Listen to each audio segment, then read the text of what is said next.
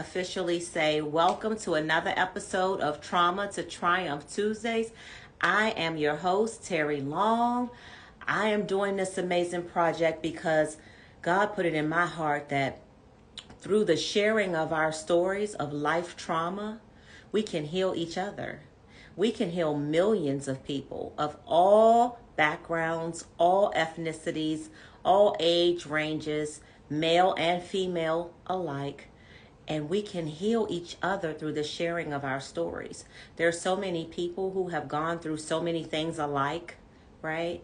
And I found for myself, when I began to share some of the things that were considered traumatic life things for me with others who could relate and others who would say, oh my gosh, that happened to me too. You're not the only one. I actually started the healing process through the sharing of the story. So then I decided, why not do this with all of you? That's how I came about this Trauma to Triumph project.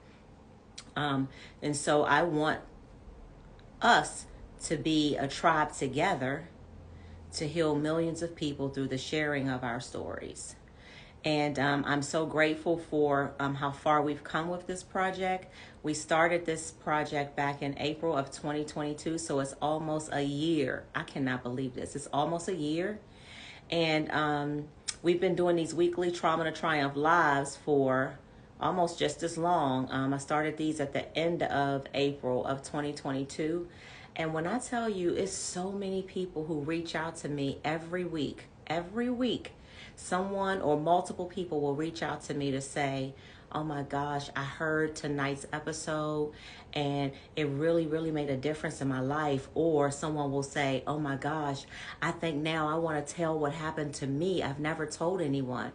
Or I've had people actually do the, you know how they can video chat you through the Instagram thing?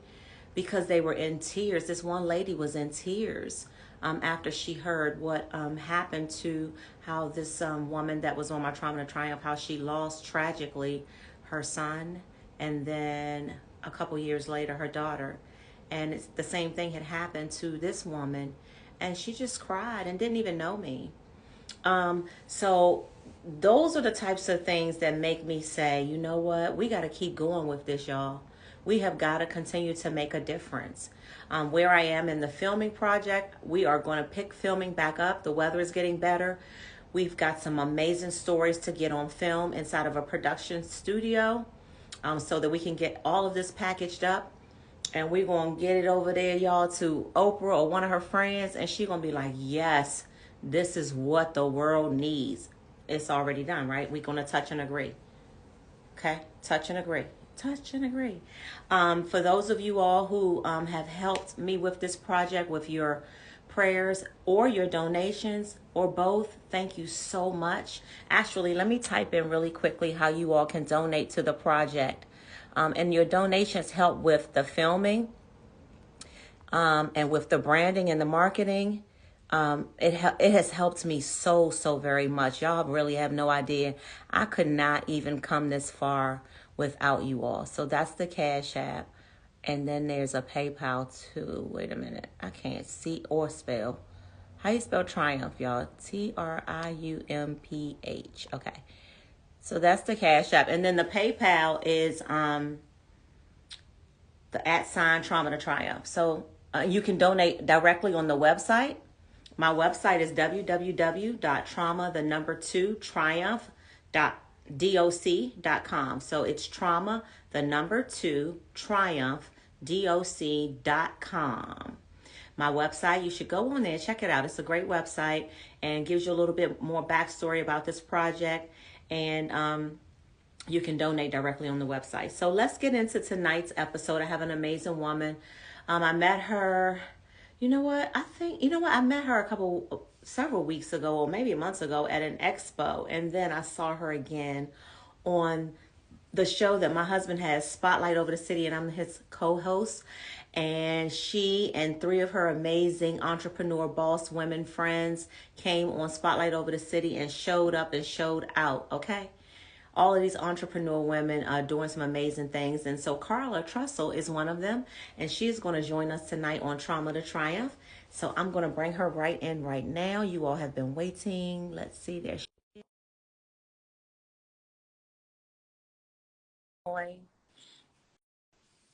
Hopefully, if I did this thing right, is everything straight? Is my camera straight, y'all? It looks crooked to me. Carla, you should.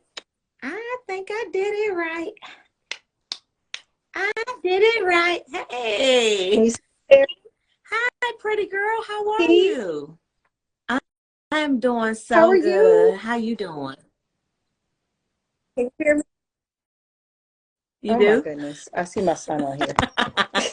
Yeah. Oh, That's right. You are I'm here. here. You are looking amazing. I just saw you too. Look, we get to see each other twice in one stretch of a week. How about that? Yes. Yes, yes, Well, we are yes. here to talk about your journey and um, your life trauma that you are now turning into triumph. Because as I look at you now, Carla, and as I listened to you last or 2 weeks ago on Spotlight Over the City, I was just like, wow, like she is really like, you're really, really like an inspiration even before coming on this platform, because it comes out of how you act and your mannerism. And I just wanted you to know that. Oh, thank you. Hey, Stan. Hey, Hey, friend. honey, I you remember. see him? um, and so I just wanted you to know that about you, about your infectious personality, and how I'm sure you are making a difference in people's lives every day right now anyway. So without further ado, I'm going to turn it over to you. I want you to introduce yourself formally, and also just tell a little bit about where you are today, some of the amazing things that you're doing now in life, and then we will rewind to that moment in your life where life kind of turned upside down for you. Absolutely. So, my name is Carla Trussell, and I see, hi, Michelle. Hi, Keisha. Thank you guys for supporting me. It means so much more than you guys will ever know. And I see a lot of people on here, and I know they know my story. They don't know every detail. So, hopefully, I can share that tonight. But I guess I'll start with I'm a serial entrepreneur. That is really where my heart is. It's really about building businesses, as a Black woman, working with other business owners. That's just always what I've loved to do from the moment I was trying to sell shea butter at a flea market until now when I have true businesses. I've had a fitness studio with my business partner, Arminta. I see her on here. You Yes. name it, I've tried it. So that's really where I am now, trying to run multiple businesses while taking care of my children and my family, and just Yes. really trying to make a difference. That's I decided to come on and tell this story. It was not Terry knows, so I'll tell you guys Nope. the truth. Terry knows I did not want to do this. I was and Terry cried.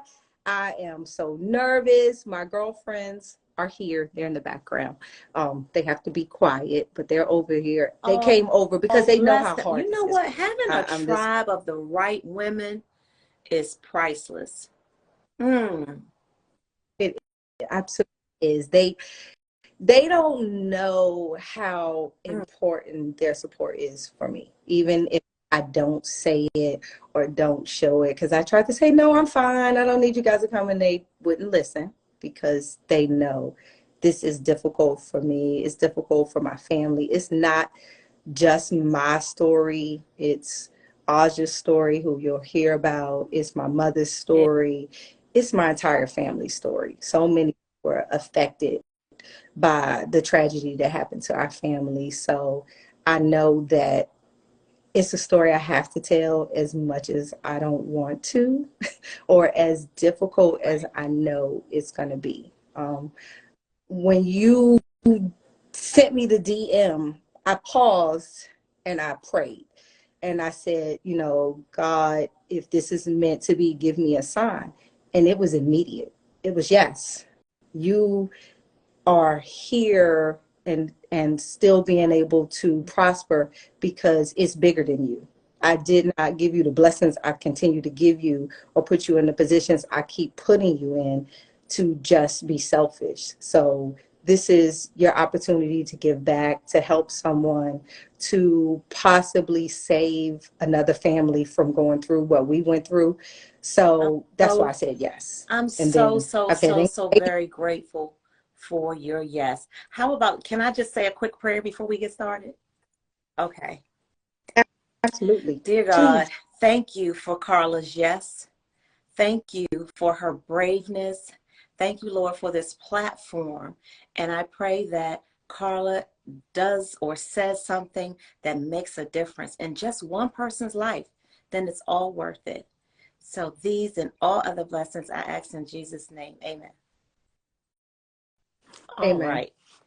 So dive right in, Dive girl. in. Start wherever you want to start. Okay. All right. I'll start at 2005. I was living my best single life. I didn't have any kids. I had a good career. I was able to just enjoy life. Um, I was living in the DMV, and I'm from Roanoke, Virginia. So my family was still living in Roanoke. My mother, my sister, cousins, they all lived down there. And, you know, I really was at a place. I was being able to travel the world because of my career. I didn't have any responsibilities. Could be totally selfish and come home and on a Friday night have wine and cheese for dinner. And that's where I was. And that changed in an instant. And I do mean an instant. I will never forget the phone call. I will never forget the moment when I found out that my sister was murdered. She had been, so my sister was married. She was married for years. And at that time, she had a stepson and she had my niece who was about 5. And she was beginning to go through the process of trying to leave her marriage. She decided that it just wasn't working out and that she wanted something different. And I'll say this because we're going to talk about domestic violence as we talk tonight. She wasn't in what I would consider an abusive relationship. And the reason I am making a point of saying that is I want people to understand all domestic violence isn't habitual. It isn't someone who's being abused daily. It could just be one time, and one time is enough. And so um, she had just decided that the relationship wasn't working out. And, you know, I was living here. I wasn't there, but she's my sister. I know what's going on, whether it's just, this isn't working. Let's just say that. And they had an issue where he had been violent. And that's why I say this doesn't have to be something that happens all the time. But he'd been violent. She left and she got a restraining order. And they gave her temporary restraining order, and then, you know, it's a process before you go before the court. And she went before the judge. She told the story. She had pictures where I think he had hit her head against the wall or something. And the judge told her, "You're exaggerating. I think you're exaggerating." Now, my sister is very mild mannered, highly educated, one degree after another. She was one degree after the next. She's a registered nurse, and then went for a master's in nursing. So she'd always been very educated and not someone that was drama filled. That's just not who she was. But the judge told her, "I don't believe you." So he dismissed the restraining order. At this point, she's found housing for herself and her daughter, but she didn't feel safe. And I'll never forget, maybe a few weeks before she died, we were having a conversation and she told me, "He's going to kill me." And I said, "What do I do if something happens to you?" And she said, "You have to raise Aja." And we went on with the conversation, but it never left me. And most people don't know that. And they wonder, how did I do what I did?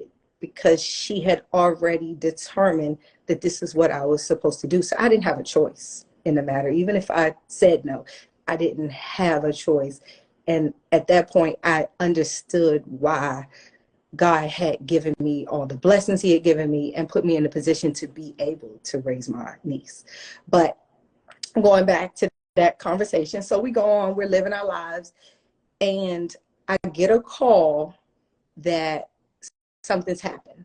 No one would tell me what, because now I have a 3-hour drive to Roanoke. And at this point, I know it's bad, because my cousin, who you know, Marcia, she picks me up and we start heading to Roanoke on a Friday night, and no one will tell me what happened.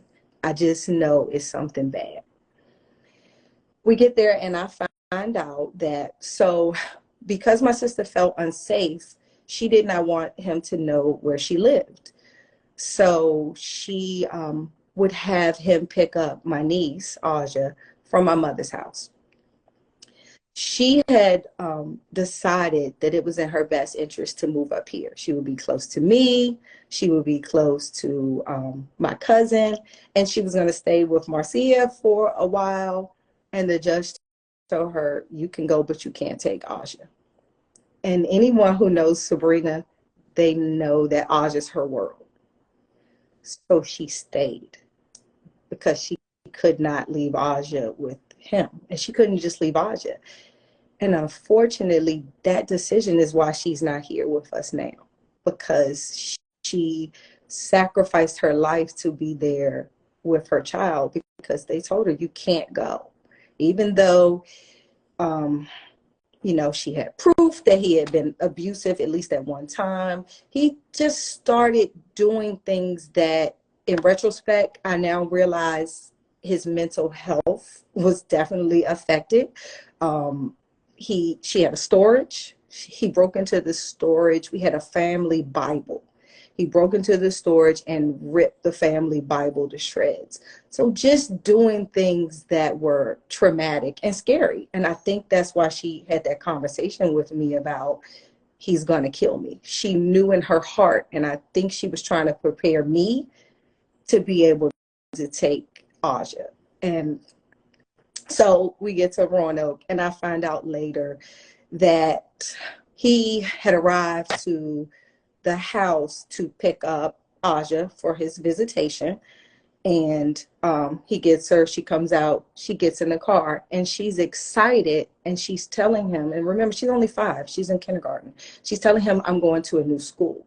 And she just meant a new school in Roanoke, that because her and her mother had moved, she was going to a new elementary school. He thought she meant Maryland. So he went back in the house, and my sister was sitting at the kitchen table in my mother's house, again, thinking I'll be safer if I do this exchange at my mother's house. He comes back in the house with Aja in the car in the driveway, and he shoots her. And he shot to kill. He shot her in the head while she's sitting at the table. My stepfather at the time, he hears the commotion, and he comes out, and he's headed towards the kitchen, and he turns and shoots him too. So my stepfather's lying in the living room bleeding. My sister is pretty much, she's gone. And I was just in the car hearing all of this at 5.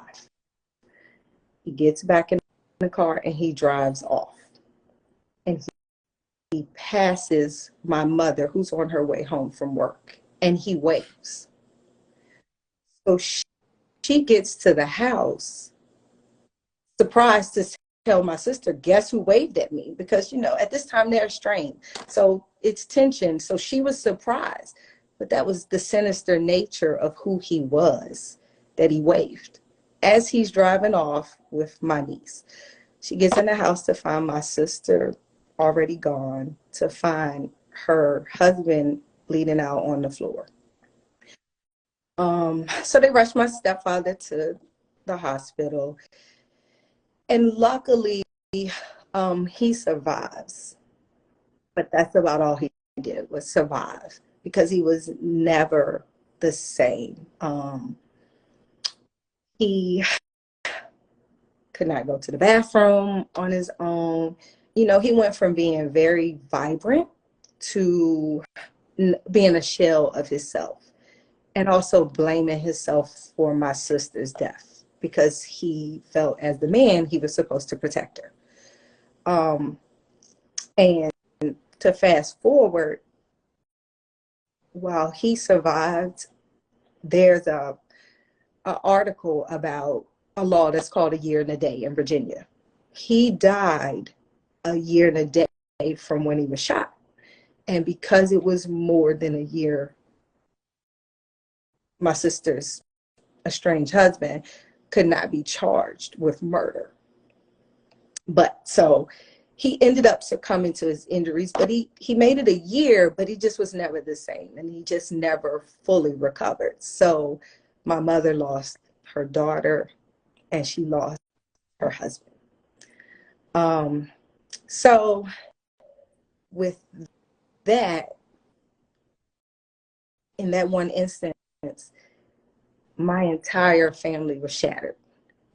I had just started a new job and I went, I'm quitting. I can't, I gotta live in Roanoke. I gotta figure this out. And they said, no, we got you. Handle your business. We'll be here when you get back. So it gave me the opportunity to go and figure this out. Remember at this time, he still has my niece. He's on the run. We don't know where he is. We're all in Roanoke. We don't know where this man is. And he has a 5-year-old child. So there's an Amber Alert out on my niece. Everyone's out looking for her. And someone says, check his mother's house. And the police go and they find Aja there. She's apparently been there for hours.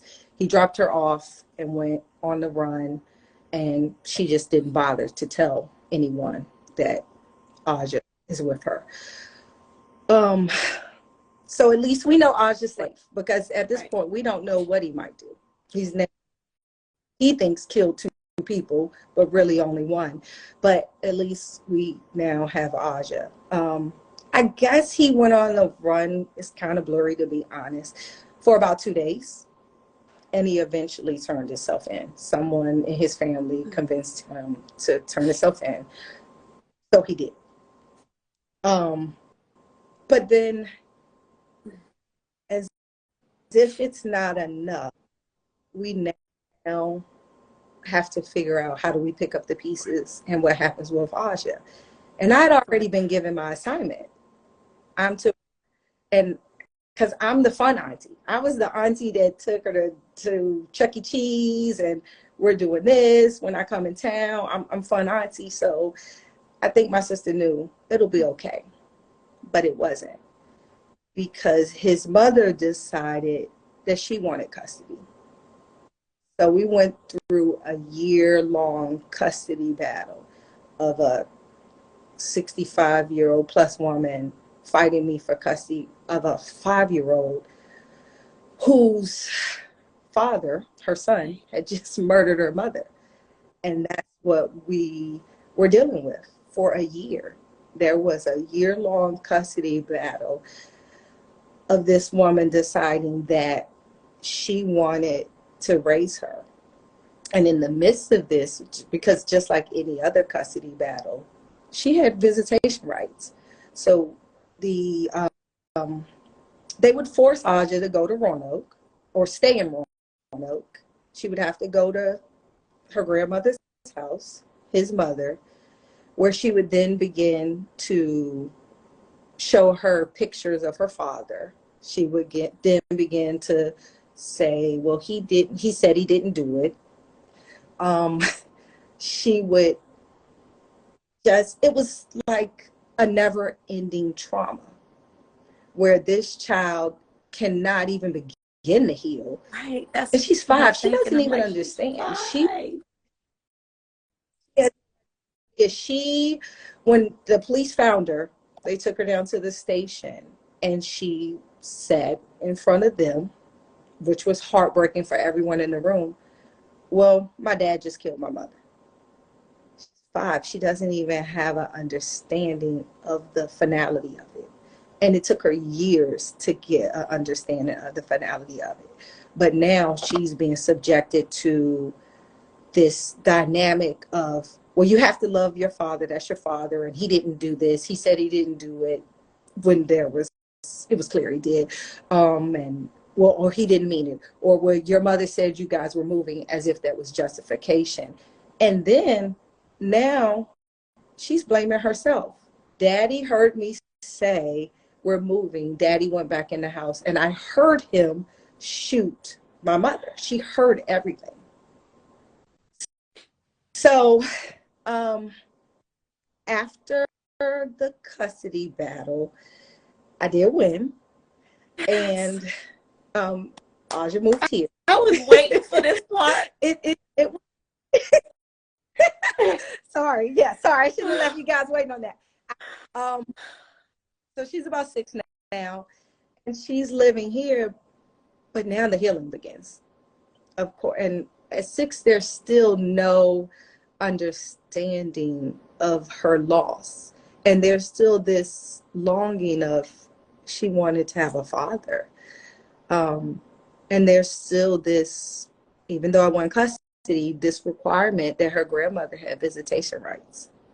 So until Aja turned 18, her grandmother had visitation rights, which would force her to go to Roanoke on holidays. It would force her to go to Roanoke on summers. It would force her to go to Roanoke during spring break, which during that time, her grandmother, he would call from jail and she would put him on the phone with this now 6, 7, 8-year-old child, talking to a man that changed her world. So it was hard, and it, I think, delayed her healing for years, and it took a lot of therapy and fighting, and even having her therapist advocate that no, she cannot speak to him. Not at this point. We're not ready. We're not saying later on, when she's old enough, she can decide whether to have a relationship with him. But right now, she's a child who's just experienced the utmost trauma. We're not going to force her to have a relationship. But her grandmother was still doing it, even though it was in the court order to not. So I think it delayed the healing for years. But the healing came. It came, and I'm so, I told you when we started that I was scared to do this. And then I remembered that I'm not strong. Aja's strong. Aja lost her mother and her father. Yeah. So he can survive from that. I can do anything. And when I say survive, I mean survive and thrive. She graduated from high school. She then went on to Virginia State. She graduated from Virginia State with a bachelor's in biology. And now she's in nursing school. And she's a fighter. She's a survivor. She absolutely is her mother. I see so much of her mother in her, and she tells me, I never forget. This is probably the first time I felt like, okay, I did good. She came home from school one day I think she was a junior in college, and she said, "Thank you." And I said, "For what?"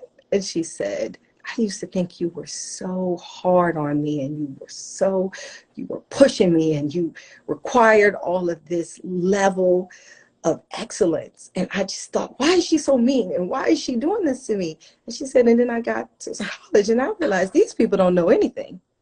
She does not know. They don't get it. And she said, "Thank you. I realized what you were doing." And that for me made it all worth it. That, I see all of these AKs on here saying, "Oh, and don't forget she's an AKA just like her mother." He's an AKA, so I'm a Delta, and most people go, "Oh my gosh, how did she do that to you?" But they don't know her mother was an AKA. So proud of her when she decided to be an AKA. And remember, her mother was a nurse, and she's in nursing school. So where's the book? Uh, but Terry, honestly, look, and I come on here. So we've been approached by a movie director to possibly do a book and a movie. You know, we've sat down, had some conversations. It's in the works, but I think we didn't realize there was a story. it was We your lived it, life, so so you we didn't look at didn't it like get that. Yeah, right. but in 20, in what has it been? Maybe 20 some minutes. You took me on a journey of twists and turns where me, I try to, through these sessions, I always try to be, a real host with, but I'm a real human being. And that's one of the things that, I'm very proud of, and I embrace that I'm a real human being. I don't try to have a poker face when I don't have one, right? And so your journey took me on these twists and turns of emotion that actually now I feel these are tears of joy now. Like, so in the beginning, I started tearing up because I just could not imagine, because I'm really close with my sister. So I was just trying to empathize with where you were at that point in your life. And I'm just like, damn, I can't imagine what you went through, right? And then I think about Aja at 5. Like, what in the heck? Why does a child have to deal with that? Right? And then just to hear you tell me about how when you won custody and then how things started to turn. That's what I'm talking about. Trauma that transitions into triumph. You know what I mean? Like, you painted the whole Absolutely. picture of exactly what that means. This is what trauma to triumph means. That's why I knew I had to do it. Anxiety, and I mean it. I had a conversation with myself last year, and I prayed and I said, God, order my steps. What am I supposed to be doing? Where am I supposed to be? And I would hear a voice every time it was time for me to make a decision. And then I would react to that voice. And so I said, I'm not going to treat this any differently. Let me ask, should I do it? And it was, of course. And I said, I don't want to. Well, it's not about you. And that I knew that it's not my story. So when you reached out, I asked Aja, I asked my mother, can I It's not tell just our yours. story? Because they experienced more loss than I did. Aja lost a mother and a father. Mother lost her daughter and her husband. And so I asked them for permission to tell our story because I did think that it could help someone. A few years ago, I was in a restaurant and I was with a guy, and we were having dinner, but sitting at the bar. And there were two white women. And the reason I'm saying the race is because I want us all to remember that there is no color for domestic violence. And we struck up a conversation with them, and we found out that they're sisters, and one of them is there because her husband is threatening to kill her, and she's up in the DMV visiting her sister. I forgot from where. And the guy I'm with, he looks at me as if to say, what you gonna do? And I'm like, okay. And I tell the story. And we're in the restaurant in tears. And they're listening, and I could tell it was sinking in. And a few days later, I get a message on Facebook from the sister saying, thank you. She left him because you were brave enough to tell that story, and she needed to hear it. And that stuck with me, because what's the likelihood of just talking to two strangers and being so transparent, and them listening and taking it in. And I never forgot that. And because of that, I thought, what if there's a family we can save today just by sharing What if it's this? just one? Yeah, one. Just one. So, Carla, would you say when you look back on when you had your sister with you and you say, you know, there was like a little stuff here and there, is there anything that you might would say or do differently if you could go back? And I'm asking a question just from a person who's trying to understand, like, if I have a friend or a sister and her husband or boyfriend does XYZ or says XYZ, you know, what should I say something? You know what I mean? Like, or do I just be like, oh, you know, maybe that's not anything. You know what I mean? Would you have said something different knowing what you know now? I think about that often. What I could have done different. Because say different, no, I couldn't. So the people on here that I see, my sister is a sweetheart. I'm not a Don't sweetheart. say that. So I was the tough, oh, forget that. You know, so no, I was like, leave. You don't want, you know, but she wanted her marriage to work. But when she realized he's going to kill me, she tried to leave. So I've always wondered, what could we have done differently? And for a while, I was angry. I was angry at the court system who refused to let her come. She had found a job up here. She had found a job in her career that was going to allow her to live a better life. And so I'm often stuck on how could we have changed this? And I'm going to be honest, I don't know. The answer I'm left with is everything happens for a reason. And while it's painful and it hurts and I wish it didn't happen, things have changed because of it. Roanoke now has a place called, and it's named after my sister, it's called Sabrina's Place. And it's a safe visitation exchange place because this happened during the visitation of a child. And, you know, even with parents that are experiencing domestic violence, you still have a right to see your child. So they actually established this place to avoid this. It's police officers volunteer to provide security.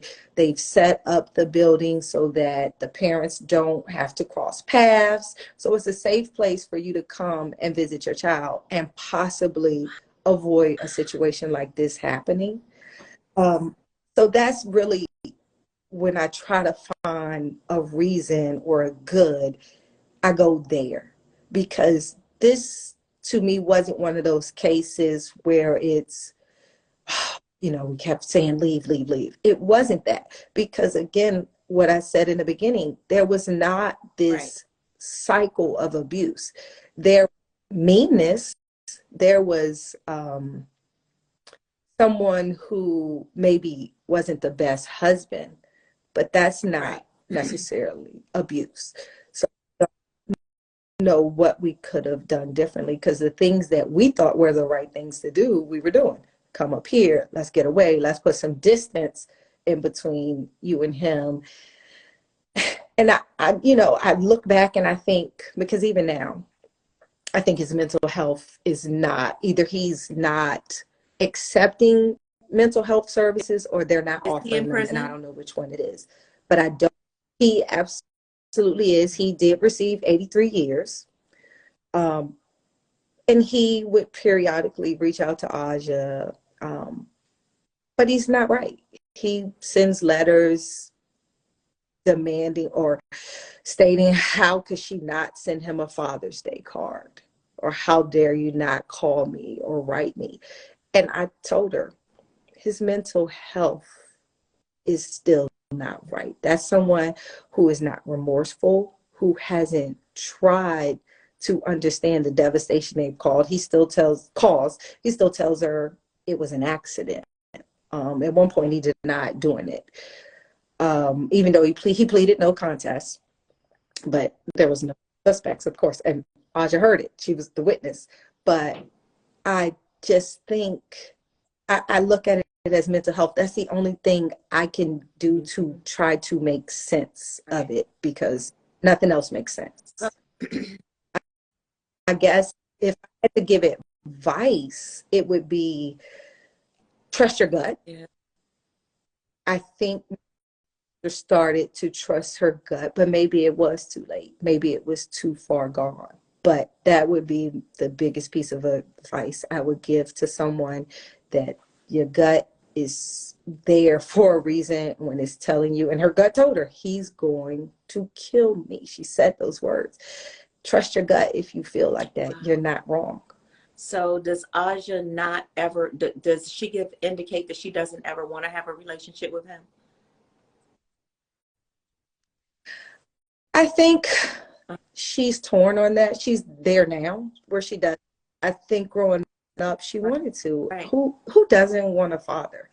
Even if he's what some of us may call a monster, doesn't want that. And I think she wanted that normalcy of being able to say mom and dad.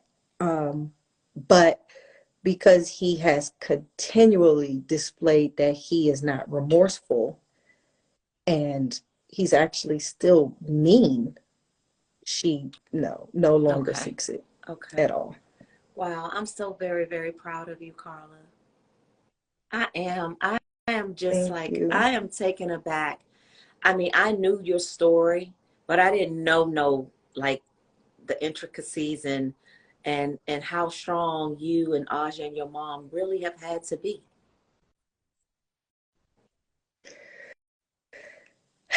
You know, Terry, sometimes I think about that, and then I remember that, and I can't speak for my mother and Aja. I think they get their strength from a different place. But I remember that I'm living for two now. So that's how I live my life. That's why I try to enjoy every single day. I try to create the most memories that I can, because I'm living for two. I really felt as if she was trying to prepare me for what was ahead. Really thought, oh, girl, we'll be fine.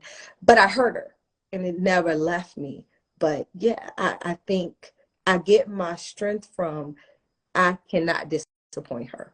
And I'll never be able to be as good of a person as she was, as kind hearted as she was. She just always had a smile.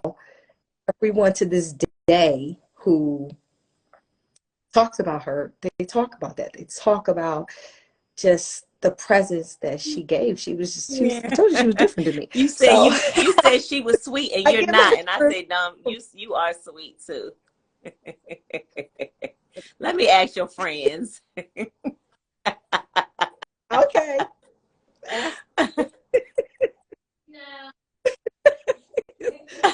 They in here saying no. I just don't believe you're not sweet, Carl. I'm just not convinced. I'm not convinced yet. One thing I do know that you are is brave. So they can't say that. They can't take that. You are brave. Maybe not sweet, but brave you are.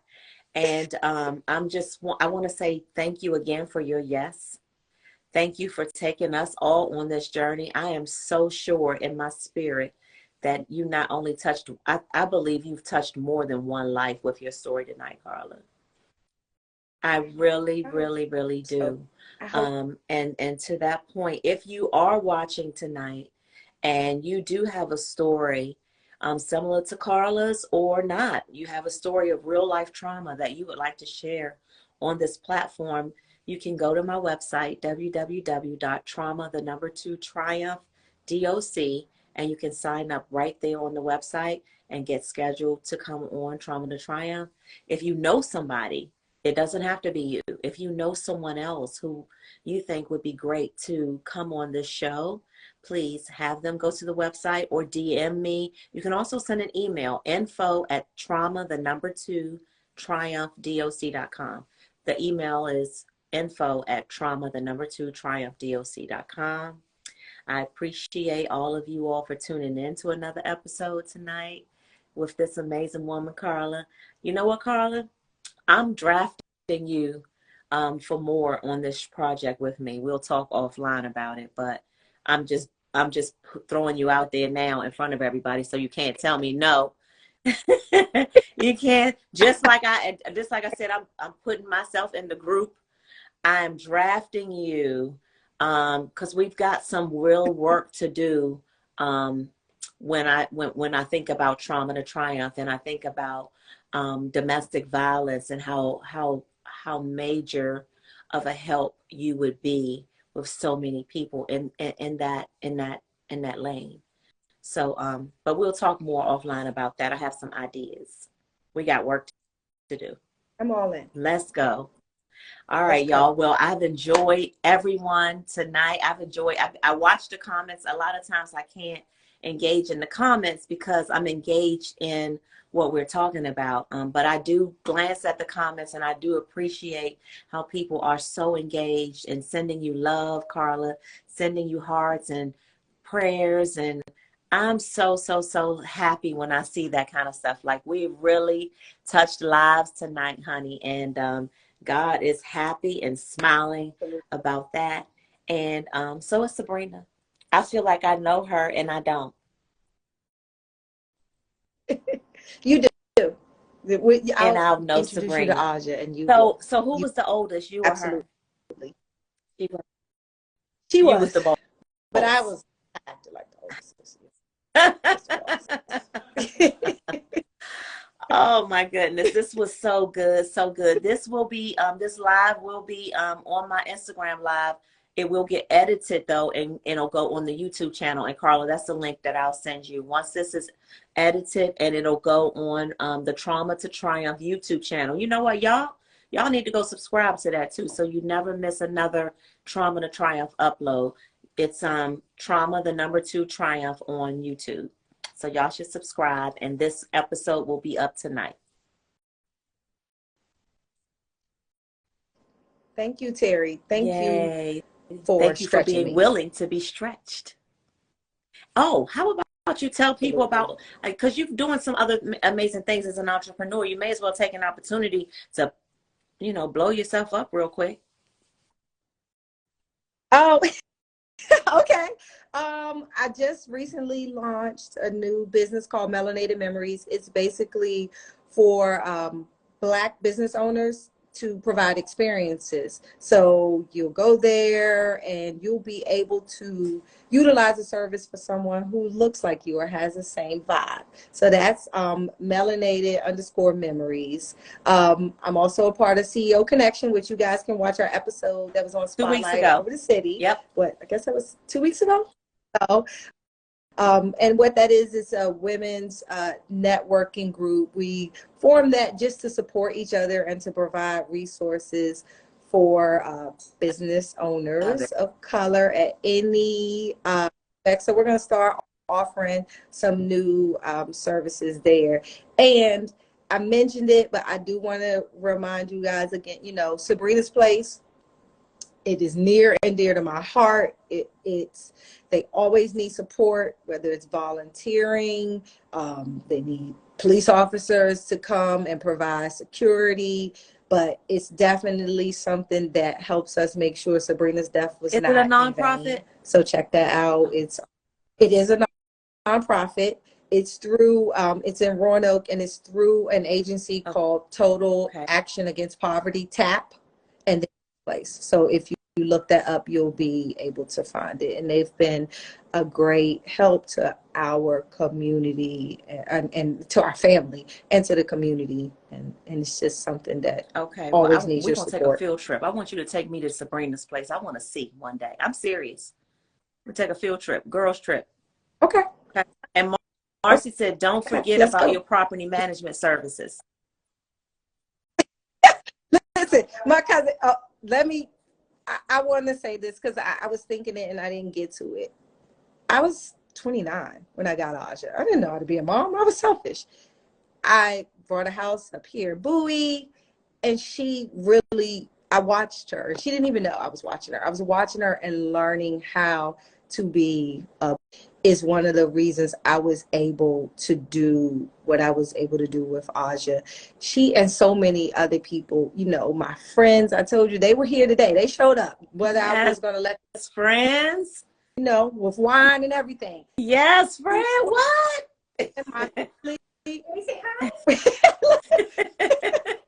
Yes, friends. Hey, y'all.